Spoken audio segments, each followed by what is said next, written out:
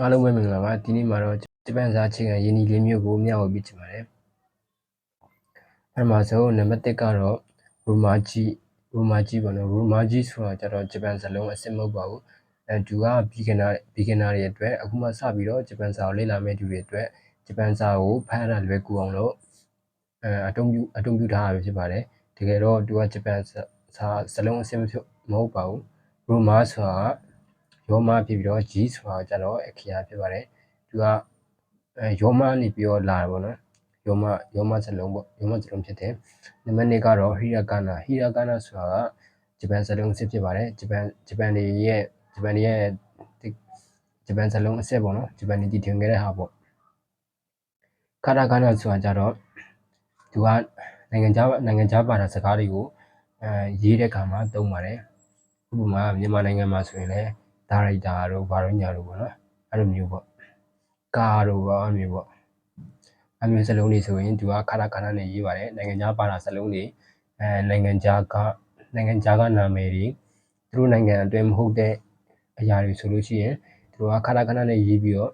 သူတို့နိုင်ငံအတွင်းဘာသာစကားတုံးနေဆိုတော့သူတို့ကဟီရာကာနာနဲ့ရေးပါတယ်ခန်းကြီးပေါ့နော်ခန်းကြီးဆိုတာကြတော့သူကတရုတ်ကိုအခြေခံပြီးတော့လာတာပဲဖြစ်ပါတယ်သူကတရုတ်စလုံးတွေပေါ့နော်တရုတ်စလုံးတွေကိုမှဂျပန်စလုံးအဖြစ်ပြန်ပြီးတော့ပြောင်းလဲခြင်းဖြစ်ပါတယ်ဟိုးဘီရင်ခက်သုံးကပေါ့နော်ဂျပန်ဘီရင်ကြီးကသူတို့နိုင်ငံမှာရှိတဲ့အတော်အဆုံးကျောင်းသားတွေကိုပေါ့နော်တရုတ်နိုင်ငံကိုလွတ်ပြီးတော့ပညာသင်ခိုင်းခဲ့တယ်ပေါ့ပညာသင်ခိုင်းပြီးတော့တရုတ်စလုံး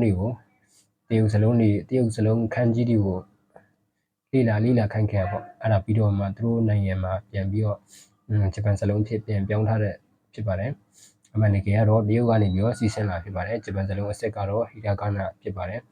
ဟီရာကာနာတို့ကာတာကာနာဖြစ်ပါတယ်ရိုမာကြီးကတော့အခုမှဂျပန်စာကိုလေ့လာမယ့်သူတွေအတွက်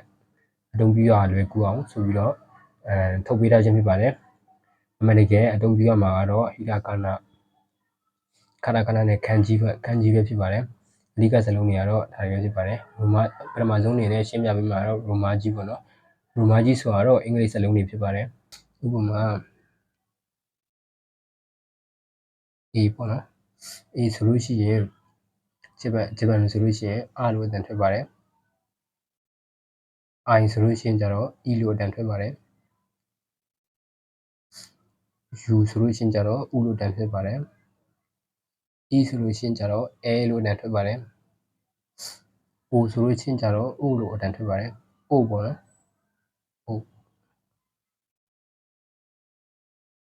A ပေါ့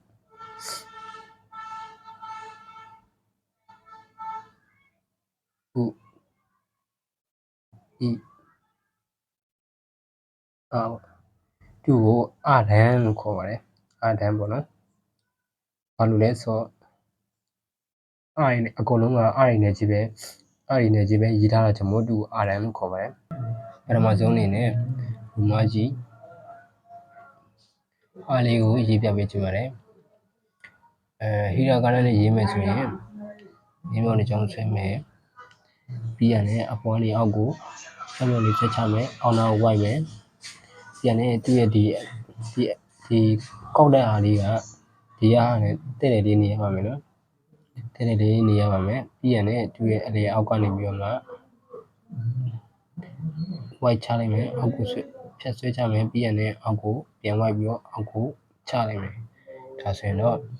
ဟီရာကာနာအားလေးကိုရပါပြီတလုံးဆွဲပြပါမယ်မြေမြောက်တစ်ကြောင်းဆွဲမယ်ပြီးရင်အောက်ကိုမြေမြောက်တစ်ကြောင်းဖြတ်ချမယ်ပြီးရင်ဝိုက်မယ်ဝိုက်တဲ့အားလေးကတဲ့တဲ့လေးနေရပါမယ်နော်ပြီးရင်အောက်ကနေပြီးတော့မှဖြတ်ချမယ်ပြီးရင်ဝိုက်မယ်နောက်တစ်လုံးဆွဲပြပါမယ်မြေမြောက်တစ်ကြောင်းဆွဲမယ်အောက်ကိုဖက်မြောင်လေးဝိုက်ချမယ်ကွေးလိုက်မယ်တဲ့တဲ့လေးပါနော်ပြီးရင်အောက်ကိုဖြတ်ချပြီးတော့ဝိုက်မယ်ဒါဆိုရင်တော့ရကနာအားလေးပြီးပါတယ်နောက်တစ်လုံးကတော့ E လေးပဲဖြစ်ပါတယ် RE ပေါ့နော် RE ဆို E လေးကတော့လွယ်ပါတယ်တက်တဲ့ခွင်းလေးပုံစံမျိုးလေးပါဆက်ပြီးတော့မှသူ့ကိုခြုံလေးဆွဲမယ်ပြီးတော့မှသူ့ရဲ့ဒီထိတ်ချင်းအတူတူပေါ့နော်ဝိုက်ချလိုက်ထိတ်ချင်းအတူတူဒါပေမဲ့အောက်ကတော့ဒီဘက်ကနည်းနည်းတူပြီးတယ်ပေါ့နော် တဲ့ခွလေးလိုဝိုက်မယ်ချုံလေးထည့်မယ်ညာဘက်ကပြန်ဝိုက်မယ်တဲ့ခွလေးလိုဝိုက်မယ်ချုံလေးထည့်မယ်ပြန်ဝိုက်မယ်ဒါဆိုရင်ဤလေးလိုရတော့ပါပြီနောက်တစ်လုံးကတော့ဥလေးပဲဖြစ်ပါတယ်ဥလေးရဲ့ဆွဲချက်ကလည်းလွယ်ပါနော်အပေါ်ကနေတစ်ချောင်းဆွဲမယ်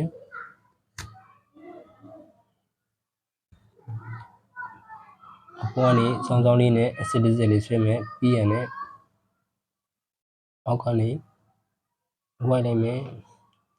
ဥလေးပဲဖြစ်ပါတယ်နောက်တစ်လုံးစောင်းစောင်းလေးဆွဲမယ်အောက်ကနေဝိုက်မယ်စောင်းစောင်းလေးဆွဲမယ်အောက်ကနေဝိုက်မယ်ဒါဆိုရင်တော့ဥလေးပဲဖြစ်ပါတယ်နောက်တစ်လုံးကတော့အဲပါအဲလေးရလည်းလွယ်ပါနော်စောင်းစောင်းလေးဆွဲမယ်ပြီးရင်တော့ခုံပုံစံလေးဆွဲမယ်ခုံလေးပေါ့နော်